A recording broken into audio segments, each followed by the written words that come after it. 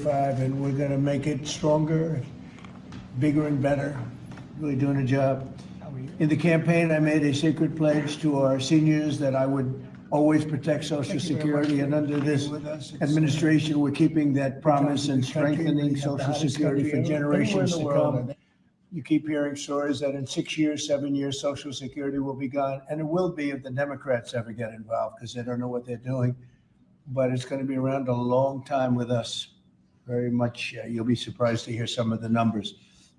I'm delighted to be joined by the Commissioner of the Social Security Administration, Frank Bisignano, who in the world of business, in fact, I wrote some of the little things down that he's had an amazing, he was Chief Operating Officer of JP Morgan Chase. He worked for Jamie Dimon, and Jamie Dimon said that he was amazing. So think of that, Chief Operating Officer, JP Morgan Chase, had a storied career. Then he went to First Data. For those in the business, you'd know it's the largest payment company anywhere in the world. And it worked for Henry Kravis, and it was in big trouble.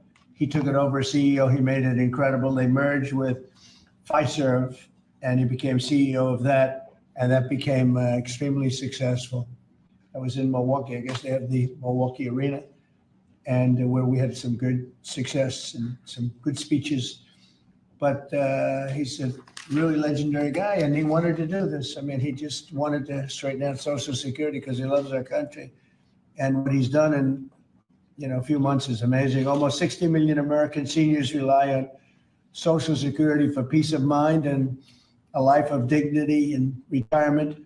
These Americans paid into the system, and they deserve leaders in Washington who are going to protect the benefits they've had and protect Social Security. Under Biden, Social Security went down like nobody's ever seen. It deteriorated. There's never been anything like it. The 4 years of Biden were very, very destructive. It couldn't have gone on much longer. Social Security was going to be destroyed. It was being destroyed. The average call wait time reached an all-time high of more than 42 minutes. Field office wait times were at 32 minutes, which is unheard of. And the disability claims backlog was the longest ever in recorded history. In other words, it was run just like the country was run. It was run really badly. But I'm pleased to report that under our leadership, and Frank in particular, the changes he's made and what he's done is sort of a miracle. Sort of like what happened with the country as a whole. Field office wait times are now down 30% since last year, and it looks like it's going to a total record number. And the record was set in a long time ago when the world was a lot different place. We're gonna beat that record. Call wait times are down 73% while serving twice as many customers per day.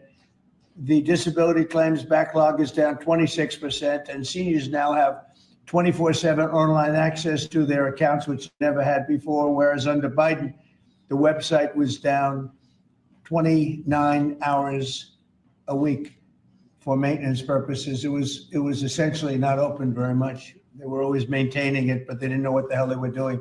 They had a person running that had no idea what they were doing. Among my very first acts was to order all government employees to return to the office or be removed from the job, which means our Social Security offices are now open for full business hours, 5 days a week. So unlike being shut down all the time, we're open at record levels also. We're making it really great for the people that want and demand Social Security, and they paid into the system. They deserve it. Last month, I signed one big, beautiful bill and allowed no tax on Social Security for our great seniors, okay? So how's that? Not bad, right? No tax on Social Security for our seniors. And to protect our benefits, we've already kicked nearly 275,000 illegal aliens off of the Social Security system. These are people, many of them have already left the country, and yet we were sending them checks all the time. And 275,000, and that number is now even larger than that, Frank. It's an unbelievable job. And what that's doing is making the system strong. It's making it strong. Biden never kicked anybody off. Everybody joined.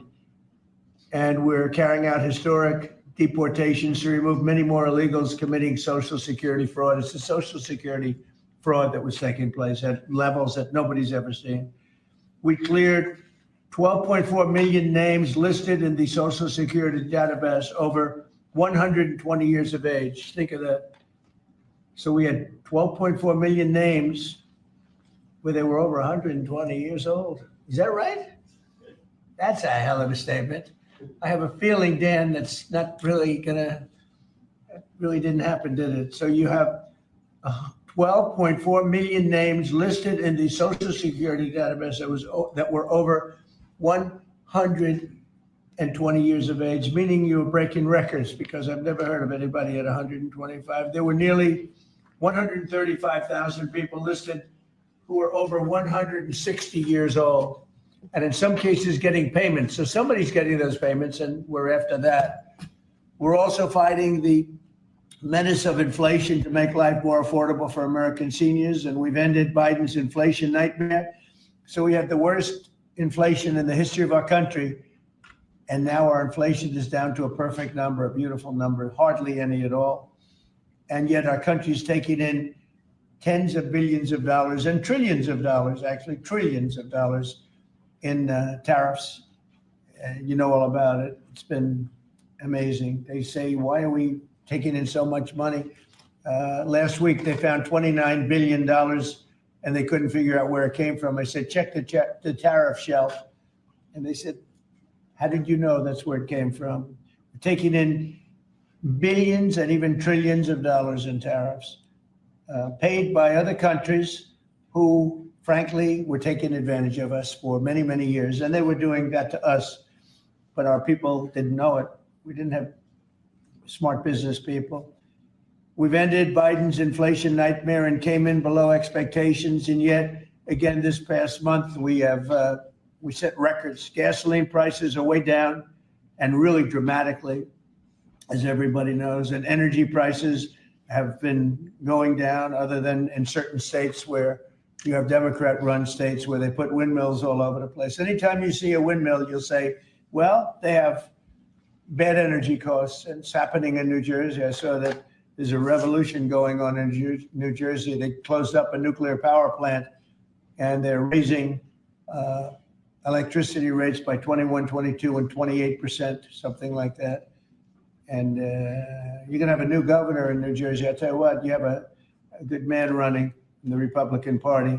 He'll get them down. But what they've done is they've killed so many good sources of energy for very expensive windmills and lots of other things that don't work. 401ks and retirement accounts are soaring, and the stock market is setting record highs. Almost every day we're going record highs, and yet we're taking in hundreds of billions of dollars in tariffs. So it's turned out that Trump was right and they were wrong. A few smart people knew what was going to happen. A few of us were right. So we're going to keep the fighting going. We're going to make America's seniors every single day. We're going to fight for them. We're going to make them richer, better, stronger in so many different ways. But Social Security is like pretty much the one that we think about, and we love it, and we love what's happening with it. And it's going to be good for 90 years and beyond. Again, you were given only a short period of time. Social Security was supposed to be like down. Had they won the election, Social Security would have defaulted during Biden or Kamala's election, whoever they so chose. Two beauties. And now what I'd like to do is ask Frank to say a few words. Again, this is a man with a really storied past. He's one of the most successful anywhere in the world. What he did at J.P. Morgan Chase and what he did for Henry Kravis and all of the others are like legendary stories. And he just wanted to do this. He's making about a tiny fraction, I would say, a tiny fraction of what you used to make, but he didn't care. He wanted to do it. He made a lot of money. And he said, I want to run that system. I want to put it back on track. And he's got unbelievable talent over there. It's like a different place. So Frank, would you say a few words, please? Sure. Thank you. There's less than 1% tiny fraction, sir. Is that what it is? Less than what? That's a tiny That's fraction. an honor. It's an honor. It is an honor. And I'd like to start off by thanking the president for his tireless effort in running the country, in what he's done across the country, meeting every commitment. And, you know, I see it directly in the big, beautiful bill, the opportunity that it's brought to seniors. But his effort on every commitment, delivering against it, and delivering on world peace tirelessly. I'd like to also thank him for my opportunity. You know, he's teasing me, I'm teasing him about the economics of the job. But the reality is to serve 300 million Americans, which is what Social Security serves, is a tremendous honor. And him putting that faith in me and building what I believe, and I think I have a right to say it, is the best leadership team ever assembled in the White House and in the cabinet. So that's my great honor. So I come here and get the opportunity to serve the American public in a manner that I never imagined in my life. And what we found was the opportunity to fix a foundation. The reality is people talk about 72 beneficiaries. I talk about over 300 million Americans with a Social Security number that we must protect through the system.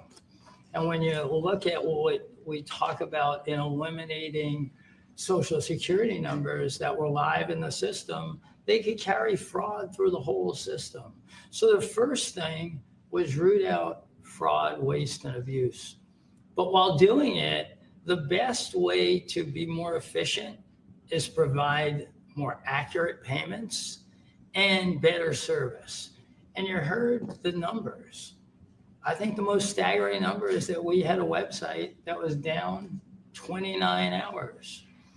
This will be a digital first agency. And we are building my SSA accounts. That's the digital account. And we have a bold goal of 200 million Americans to have a digital SSA account by the end of next year. It will happen. Just like we had a bold goal of single digit wait time on the calls when they were at 40 minutes.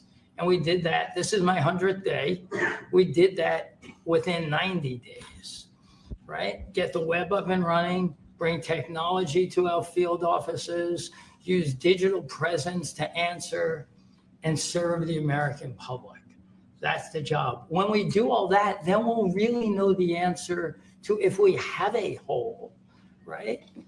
I was presented in my second week on the job with $18 billion in errors by the Inspector General. It was public. In less than a month, we solved 9 billion of it. So that's the type of swift action we can take, right? You see the things like the big, beautiful bill for the seniors. You see better digital services. You see field office wait times down. If you make an appointment to have a field office visit, it now happens in 6 minutes. Unprecedented. We are serving more people and delivering more than was ever delivered before in a manner with the highest possible quality, and we've just begun. You should expect this to be a great digital first agency. My commitment to make this happen is as deep as the president's commitment to make the world a great place. And you see the fabulous job happening here across America and what he's doing in the world. You should expect Social Security, just like the president. I thank him for making America great again. It's happening. Social Security will be great again. You have my commitment. Thank you, Mr. President. Thank you very much, Frank. I'm going to sign the new proclamation, please. Sir, this is a proclamation both commemorating the 90th anniversary of the Social Security Act, the signing of the Social Security Act, and also the incredible accomplishments of your administration, fixing and promoting and safeguarding Social Security. And it also obviously mentions the fact that as part of the One Big Beautiful Bill, a vast majority of our senior citizens are no longer paying taxes on their Social Security benefits, as you promised in your campaign and as you delivered for the American people. That's a big factor, isn't it? Huh? Yes, sir. That's great. I think they're very happy about it too. They're very happy about a lot of things. Good job, Frank. Thank you, sir. And Frank has brought with him some of the most talented people in business, and they were making a lot of money, but they made a lot of money. They had money they didn't have to make anymore, and they just want to do this. They want to have our country become strong and good, and that's what's happening. And we're doing that in a lot of locations, a lot of areas. You deal with some of the people that are commissioners, that are secretaries of state, secretaries of treasury and commerce, people that were really, really successful people. And they gave all that up to make a very small amount of money. They don't even consider it a fraction. You say 1%, less than 1%. That's pretty good. That's a big pay cut. But Frank is one of the most outstanding of all. His career has been incredible, and you just have to look at what happened at J.P. Morgan Chase and look at what happened with First Data. First Data was the biggest company of its kind in the world, but it was not going to make it. He went in, and it became a tremendous success and merged into another company, and he became the head of that company. Then he said, let me go save Social Security, because as big as that stuff is, it's small potatoes compared in terms of numbers, right? In terms of numbers, these are big numbers. Government numbers are big numbers. So I want to thank everybody for being here, but I'm really proud of you, Frank. And here's your proclamation, and let's take a look at what that looks like. Signed by the human hand. For a change. That's good, right? Do you have any questions for Frank? How about the questions for Frank? For Frank? Mr. President? Yes, on Social Security. Please. First and foremost, this was a major campaign promise that you had. 2023, it was one of the first Agenda 47s. That are commissioners, that are secretaries of state, secretaries of treasury and commerce, people that were really, really successful people. And they gave all that up to make a very small amount of money. They don't even consider it a fraction. You say 1%, less than 1%. That's pretty good. That's a big pay cut. But Frank is one of the most outstanding of all. His career has been incredible, and you just have to look at what happened at J.P. Morgan Chase and look at what happened with First Data. First Data was the biggest company of its kind in the world, but it was not going to make it. He went in, and it became a tremendous success and merged into another company, and he became the head of that company. Then he said, let me go save Social Security, because as big as that stuff is, it's small potatoes compared in terms of numbers, right? In terms of numbers, these are big numbers. Government numbers are big numbers. So I want to thank everybody for being here, but I'm really proud of you, Frank. And here's your proclamation, and let's take a look at what that looks like. Signed by the human hand. For a change. That's good, right? Do you have any questions for Frank? How about the questions for Frank? Mr. President. For Mr. Frank? President? Yes, on Social Security. Please. First and foremost, this was a major campaign promise that you had. 2023, it was one of the first Agenda 47s that you put out. It was titled, We Must Protect Medicare and Social Security. Why was this important for both of you to get done, and given the fact that it'll impact millions of lives? Well, it was very important to me because I knew how Social Security, I've been hearing about it for years, long before I came to office, that it was really going to die very shortly. And I had to put somebody outstanding in, and I was talking to him on a business sense once, and I said, this guy's amazing. And he said, I'd love to help you with Social Security, because it's sort of what he does. You know, he takes troubled entities and turns them around. And he did some of the biggest messes in the world, and Social Security in a certain way, I guess, you reported it all the time. In 4 or 5 years, it's going to go bust, but not anymore. It's not. And he's got it turned around so well. The proclamation helps. All of the things we've done help. And he's finding such tremendous fraud where we have illegal aliens. We have people that don't even exist on Social Security now. They don't exist. And what it does, it makes it totally secure and powerful for the people that are on it and need it. And we're very proud of the job he's done, one of the best. Kara Castro from Lentel TV. How are you today, sir? Democrats like Bernie Sanders and Elizabeth Warren continue to peddle the lie and the claim that you're trying to cut Social Security, despite your repeated promises to protect it. Why do you think they keep pushing this misinformation and literally terrorizing the elderly in America that sadly keep watching the very misleading mainstream media? I love your question. I should have called you almost first, but I love his questions also always. But it's such a good question. It's so vicious what they do. Elizabeth Warren said she was an Indian. We call her Pocahontas. She's a liar. She lied her whole career. Based on the fact that she was an Indian, she was able to get into certain colleges, get certain jobs, get into certain universities to work there. She's a liar and a mean person. She's a nut job. I watched her the other night. She's all hopped up endorsing a communist in New York City. And she was all excited and jumping up and down. She's got to take a drug test. She really does. She's got to take a drug test. There's no way somebody can act that way and be normal. What she's done to our financial institutions, he destroys people. You know that you had a lot of great banks in the Midwest and banks that loaned to farmers and others, and they went out of business. She put them out of business. Stone cold mean. Banks that were open 150 years, family banks that supplied the farmers and manufacturers and others, and she put them out of business. She's a mean, horrible human being. Bernie Sanders is Bernie Sanders. I don't mind him so much. He's just a liberal guy, very liberal guy. He's a wacky guy. He's still sharp. I got to tell you, he's 86 or 87 or something.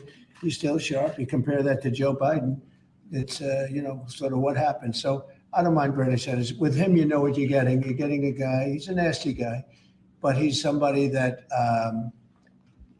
I don't know if I call it a fastball, but he's able to throw the ball pretty well. He's okay. I watched him the other day. He was totally on the opposite side of things. I will say this, the biggest issue right now and an issue that's really taken hold is crime, stopping crime in the cities. And the Democrats are fighting the stopping of crime. So I think that's like men playing in women's sports is okay, or transgender for everybody, okay. But this is a bigger issue. This is the biggest of all issues. Crime is rampant in DC. It's rampant in our generally blue-run cities. And they've got to do something about it, or they're never going to win another election. And instead of calling me a dictator, they like to say Trump's a dictator. Trump's a dictator. Well, I had calls from many, many friends, including Democrats. I have a lot of Democrat friends, but they're normal people. And they were thanking me so much for what I'm doing in DC. They feel so safe already.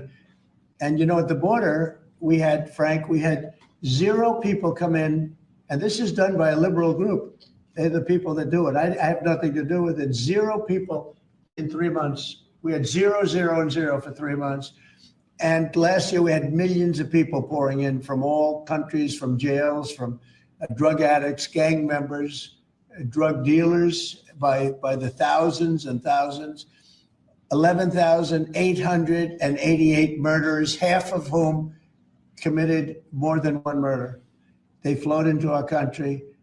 And for the last 3 months, we had none. And I didn't remember when Joe Biden used to always go, I need legislation. I had no legislation. I just said, we're closing the borders. And the whole world understood it because they respect your country again. They really respect this country again. They didn't respect it. When he said it, it didn't mean anything. But now they know it meant a lot. And Mexico does what we tell them to do. And Canada does what we tell them to do, because we have the 2 borders. We have the northern border, southern border. And they were both horrible. But now it's some people say it's a miracle. Well, what Frank has done with Social Security also is something very special. But what we're doing with crime, which will be your next question, I guess, that's because everyone's they're afraid.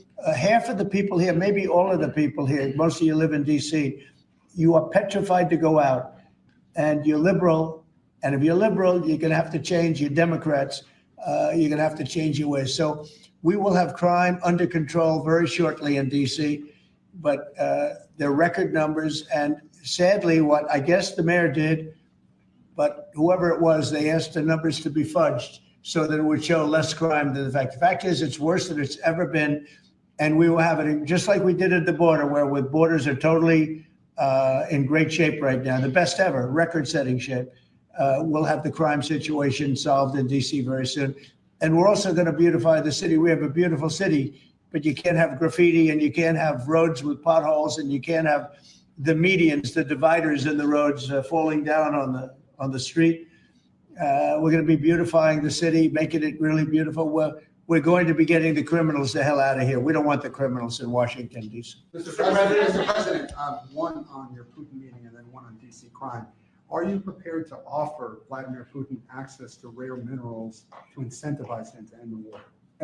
We're going to see what happens with our meeting. We have a big meeting. It's going to be, I think, very important for Russia, and it's going to be very important for us, and important for us only that we're going to save a lot of lives. Look, we have, we're not paying any money, as you know, to Ukraine. We're supplying equipment. We're being paid 100% plus for that equipment by NATO. And I got NATO up from 2% to 5% of GDP. They now have billions of dollars.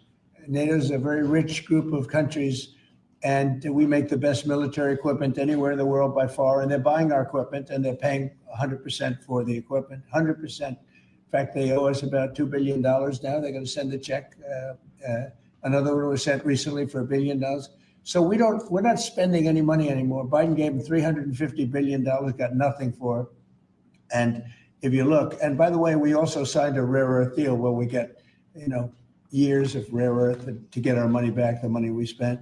But what I'm really doing this for is to save thousands of soldiers a week. You have Russian soldiers, you have Ukrainian soldiers, and then you'll have missiles dropped into various cities and towns in Ukraine. And they're losing last week they lost 7,251 people, mostly soldiers, Russian and Ukrainian soldiers. I'm doing it for that reason. We have a meeting with President Putin tomorrow. I think it's going to be a good meeting, but the more important meeting will be the second meeting that we're having. We're going to have a meeting with President Putin, President Zelenski, myself, and maybe we'll bring some of the European leaders along, maybe not. I don't know that it's going to be very important. We're going to see what happens. And I think President Putin will make peace. I think President Zelenski will make peace. We'll see if they can get along. And if they can, it'll be great. I've solved 6 wars in the last 6 months, a little more than 6 months now. And I'm very proud of it. I thought the easiest one would be this one. It's actually the most difficult. We had one war raging, as you know, for 37 years. One in the Congo with Rwanda was raging for 31 years. We solved 6 of them, made peace, not just solved them, we made peace. If you look at Pakistan and India, planes were being knocked out of the air. 6 or 7 planes came down. They were ready to go, maybe nuclear, we solved that. I thought this would be maybe an easier one. It never made sense, this war. It would have never happened when I was president. If I were president, this war would have never happened. But millions of people have been killed. And I'm there for one reason, to see if I can solve. This was Biden's war. This isn't my war. I want to see if I can stop the killing. Yeah. Rare earths, do you plan to offer him access to that at all? We have great rare earth. We made that as payment for all of the money that we've spent so foolishly in Ukraine. We spent $350 billion. Now Europe spent $1 billion. That's a lot of money. They spent $100 billion. That's a lot of money, but we shouldn't be spending a lot more money than them, and they understand that. And I think that's maybe why we're not spending money anymore. We're not spending any money. They're paying us for everything. So people are shocked when they hear it. They don't even understand. They don't even write about it. But we're not spending money, but we are spending a lot of time trying to get the war solved. If we can get the war solved, we'll be very happy. As far as rare earth, that's very unimportant relative. I'm trying to save lives. And on DC crime, sir, on Okay, DC crime. do you have a message for the Democrat lawmakers like Nancy Pelosi or media who are saying, after living here for many years, that there is no crime and you're trying to start a new news cycle? It's another reason why the Democrats lost the election in a landslide. They lie. It's just lie. Look, the crime is very bad. I think they'd be much better off saying, we want to help President Trump with the crime because it's an epidemic. It's a tragic situation. It's the worst it's ever been. And we want to help President Trump with the crime, as opposed to, he's a dictator. He's a dictator. People are so happy to see our military going into DC and getting these thugs out. As you know, we arrested a lot of people yesterday. We arrested a lot of people today. We're getting people that have arrest records that you wouldn't believe. 28 arrests, 15 arrests, brutal people. And we're going to have to do something about this cashless bail, because people shoot somebody, they kill somebody, and they're out on the street in less than an hour. Now, that's when it's all started in New York, in Chicago, Los Angeles. You take a look. If we didn't go to Los Angeles to help this incompetent governor and a mayor that doesn't know what the hell she's doing, if we didn't go to Los Angeles, you wouldn't have a big part of it burned down. The other part of it would have burned down too. You would have not had, I don't think you would have been able to have the Olympics. We have the Olympics. I have a lot at stake with that because I'm the one that got the Olympics. I got it in my first term. And I was saddened because I got it for what would be my third term, okay, which turned out to be second term. And the Olympics, it's a great honor, but I felt badly because I said I won't be president when the Olympics came. Well, through circumstance, I am president. I want to make sure the Olympics is great, the World Cup is great, and the 250, maybe the most important of all, is the 250-year celebration is great. So what's happening is we will work very hard. You would not have had, I don't believe that if I didn't send in the troops, I don't think you would have had Los Angeles in condition to have the Olympics. I think you would have had to tell them, I'm sorry, you're going to have to go someplace else. And if you look at the police commissioner or the sheriff, he said, we really needed them. Thank God they were here. We really needed them. That was the first 2 or 3 days after we solved their problems. Then he said, well, I think we could have maybe done it. No, he was told what to say. He said, you go back to your files and see what he said. He said, thank goodness they came.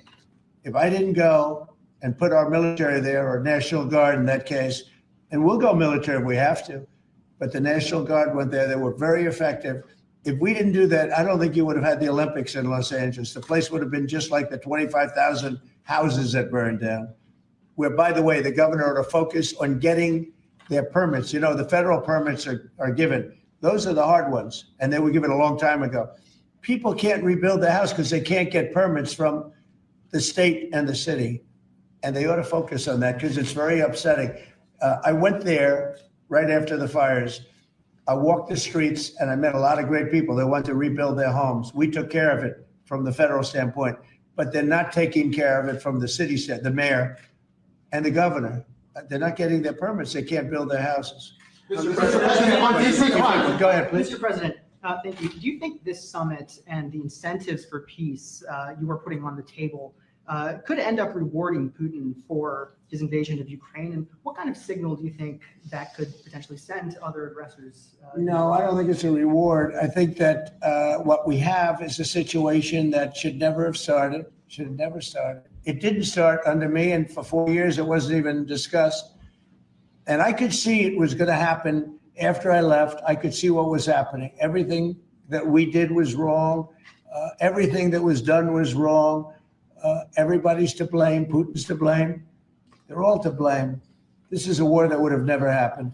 Mr. President, on DC crime. The other question on LA, Mr. President, earlier today, the Washington DC police chief issued an executive order allowing metropolitan police officers conducting traffic stops to notify federal immigration and customs enforcement about undocumented immigrants that they encounter. Yet the city has a long-standing pro-immigration policy, including allowing non-citizens to vote in local elections. Which is ridiculous. And limiting cooperation with federal immigration agencies. Right. Did your administration pressure the DC police chief to review and repeal these policies? And will you require other cities to roll back similar policies to avoid possible federal takeover of local law enforcement? So what you're saying is that it was a very positive thing. When they stop people, they find they're illegal, they report them, they give them to us, etc. That's a very positive thing. I have heard that. It just happened. That's a great step. That's a great step if they're doing that. Yeah, I think that's going to happen all over the country. We want to stop crime.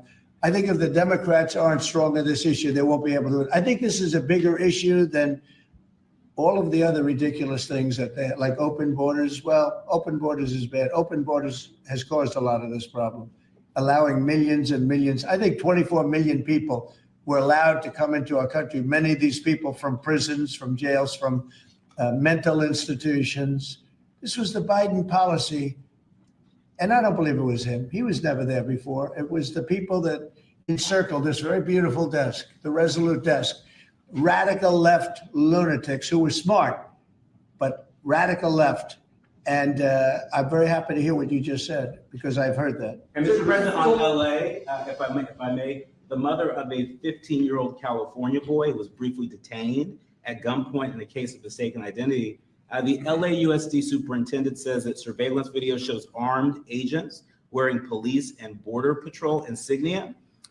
Given the National Guard, the Border Control, ICE agents, they're not trained in local policing. What specific steps are you taking to ensure that young people are not put in harm's way with these types of operations? Yeah, what they are trained in is common sense, and they're very tough people. And they have great common sense, and they are highly trained. I heard the mayor of LA was saying, oh, they're not trained this way. I heard this character from, where was he from? They talk about him as a candidate. He's got no chance. The governor of Maryland, I watched him this morning saying that the governor of Maryland, yeah, they say maybe he'll be a president. He's not presidential timber at all.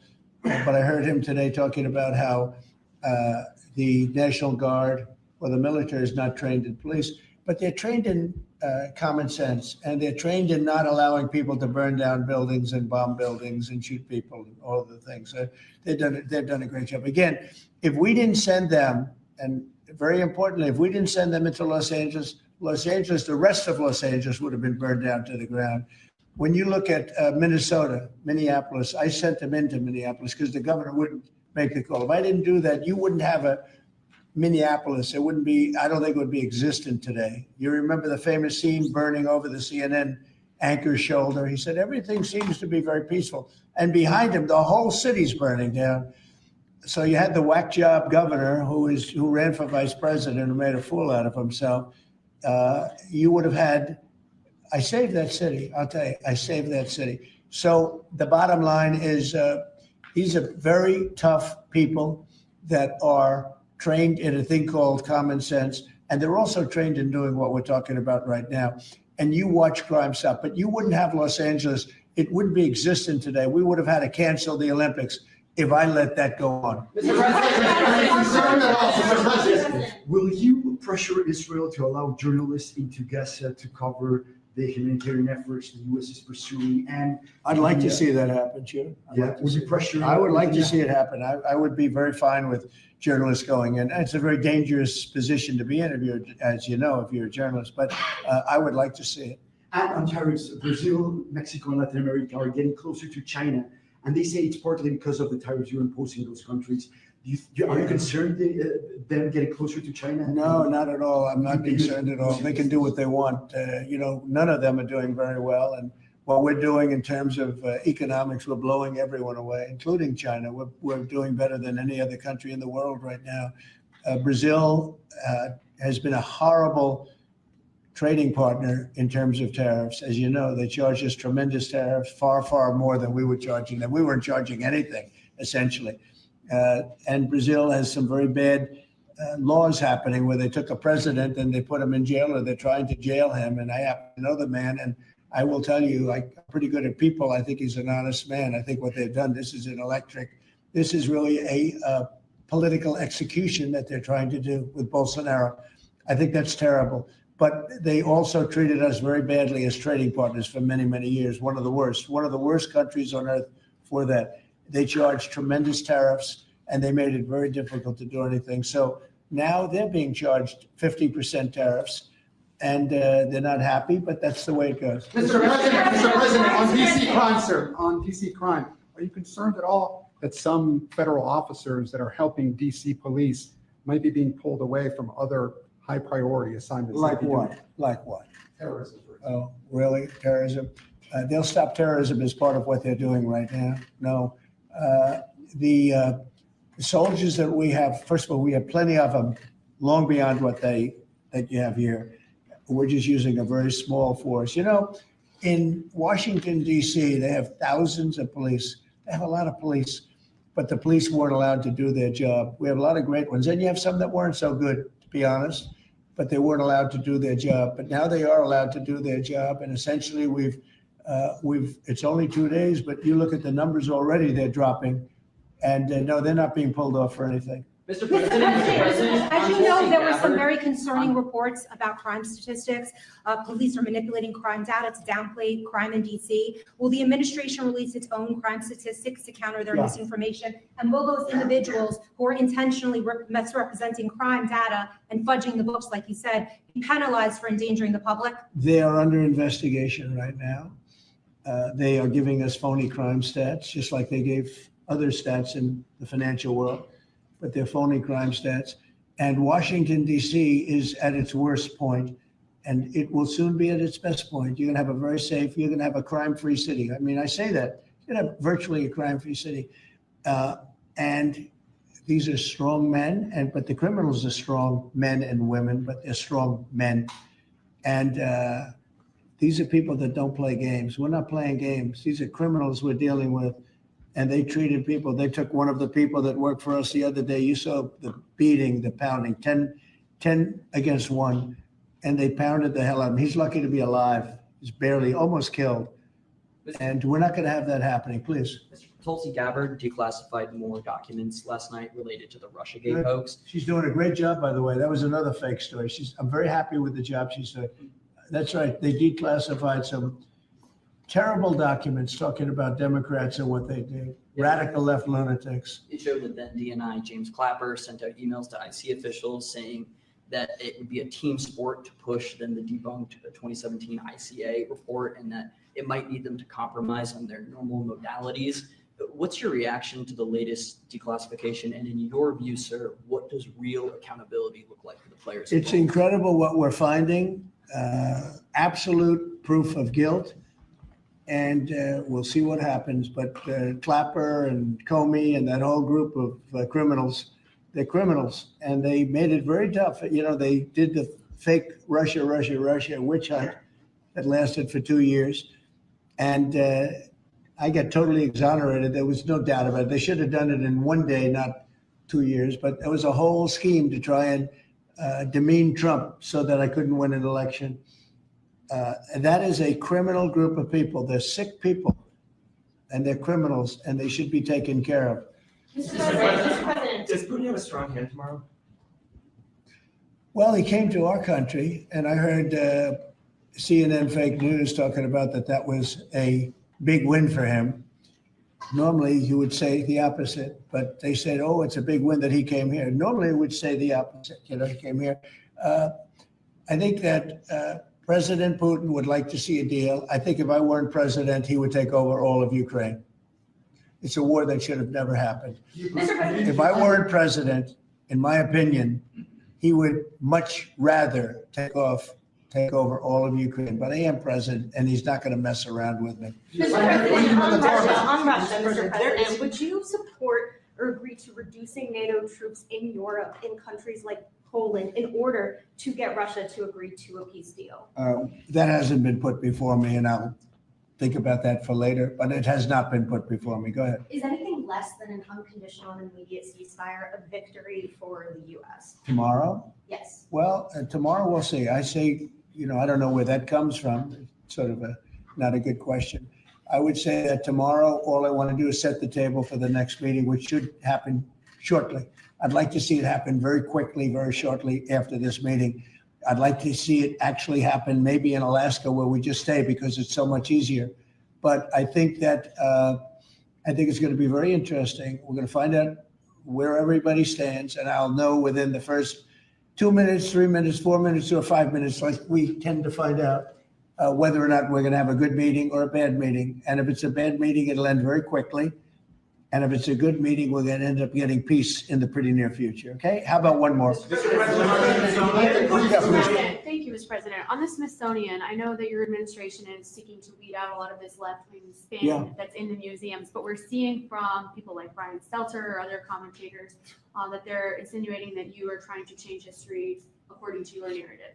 What's your response to that? And is there anything you particularly like to do? Well, we want the museums to treat our country fairly. We want the museums to talk about the history of our country in a fair manner, not in a woke manner or in a racist manner, which is what many of them, not all of them, but many of them are doing. Our museums have an obligation to represent what happened in our country over the years, good and bad, but what happened over the years in an accurate way. Thank you very much, everybody. Thank you, press. Thank you, press. Thank you. Thanks, guys. Cut it out right here. Thank you, press. Thanks, guys. Cut out right this way, right this way. Thanks, guys. Keep coming. You see the video of the Let's go, guys. sandwich thrown at the Thanks, officer? guys. Thanks, guys. Thank you, press. Thank you very much. Thanks, guys. Thank you, press. Let's go. Let's go. Thank you. Thank you. Keep coming. Here, I'll let you go around. Okay. Thank you. Thank you, fellas.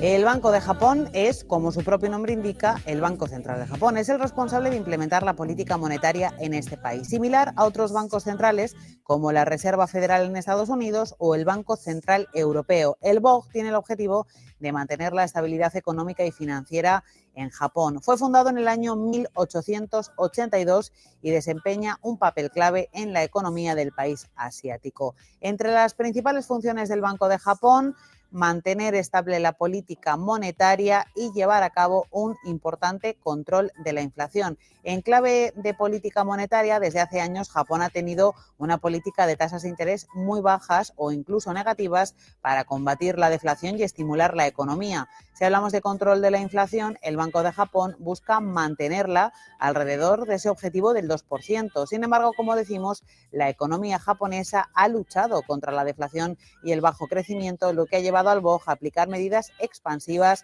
como la flexibilización cuantitativa. Ese quantitative easing se aplica desde el año 2013 por parte del Banco de Japón, comprando activos como bonos del gobierno japonés y acciones a través de fondos cotizados en bolsa, de ETFs. Este programa inyecta liquidez en la economía con la esperanza de aumentar la inflación y fomentar el gasto. En la última década, el Banco de Japón ha mantenido, como decimos, una política monetaria ultralaxa para luchar contra la baja inflación y la debilidad económica. En 2016, el BOJ introdujo una política de tasas de interés negativas, lo que significa que los bancos comerciales tienen que pagar al Banco Central de Japón por depositar sus reservas en lugar de lo contrario, de recibir intereses. Esto se hizo para incentivar a los bancos a prestar más dinero.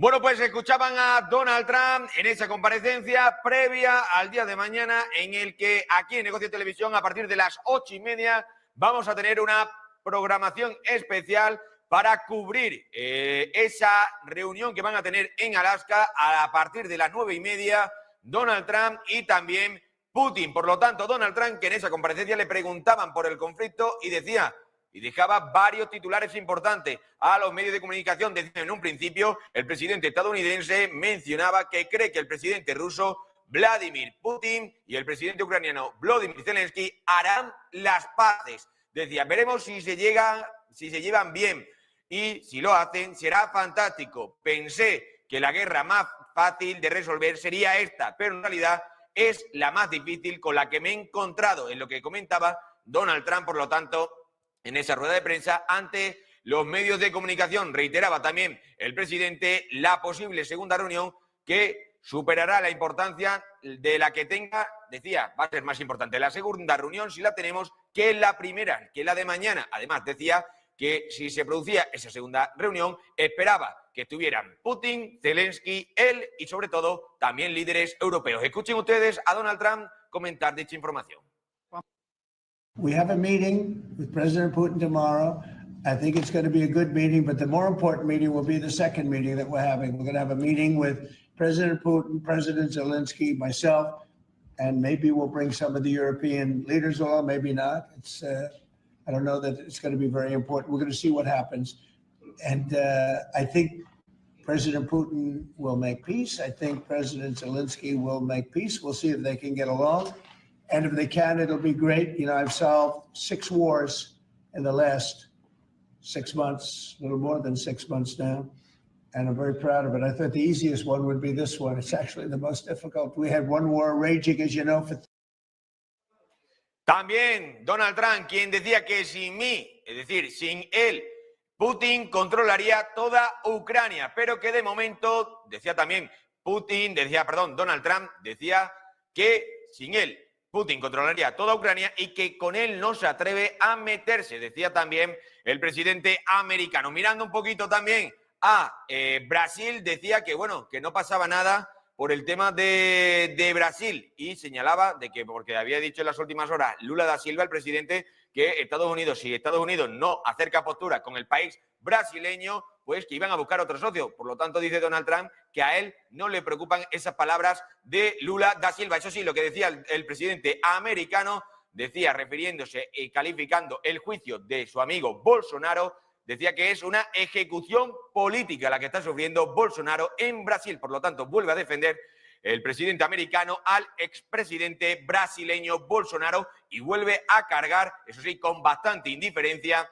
las palabras que había dicho a lo largo del día de hoy Lula da Silva, diciendo que no pasaba nada, que si Estados Unidos no quería llegar a acuerdos, que Brasil iba a buscar nuevos socios, que no dependían precisamente de Estados Unidos. Bueno, pues Estados Unidos y Donald Trump, su máximo mandatario, dice que a él le da igual lo que diga Lula da Silva, no le da importancia y eso sí, vuelve a defender a Bolsonaro diciendo que lo que está sufriendo esa persona, ese exmandatario brasileño, es una ejecución política en su propio país. Por lo tanto, como les decimos, estas son las últimas horas que le podemos contar aquí en Negocio Televisión.